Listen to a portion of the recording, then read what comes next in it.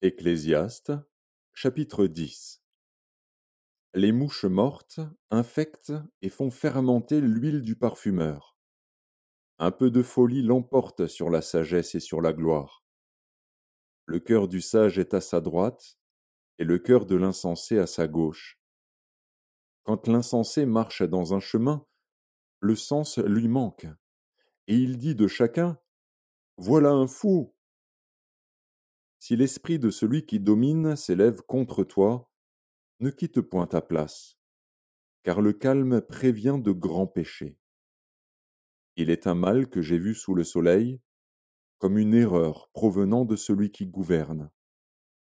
La folie occupe des postes très élevés, et des riches sont assis dans l'abaissement.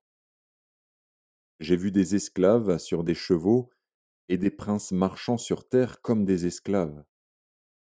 Celui qui creuse une fosse y tombera, et celui qui renverse une muraille sera mordu par un serpent.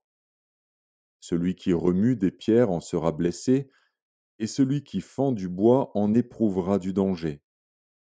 S'il a émoussé le fer, et s'il n'en a pas aiguisé le tranchant, il devra redoubler de force. Mais la sagesse a l'avantage du succès. Si le serpent mord faute d'enchantement, il n'y a point d'avantage pour l'enchanteur.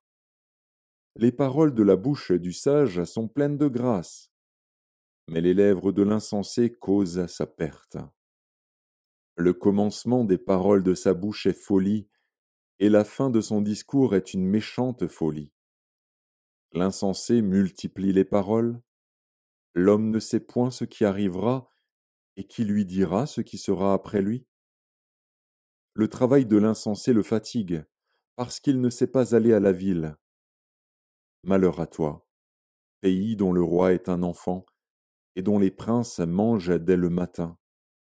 Heureux, toi, pays dont le roi est de race illustre, et dont les princes mangent au temps convenable, pour soutenir leur force, et non pour se livrer à la boisson.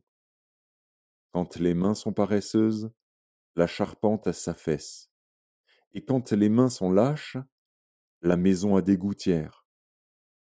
On fait des repas pour se divertir, le vin rend la vie joyeuse, et l'argent répond à tout. Ne maudis pas le roi, même dans ta pensée, et ne maudis pas le riche dans la chambre où tu couches, car l'oiseau du ciel emporterait ta voix, l'animal ailé publierait tes paroles.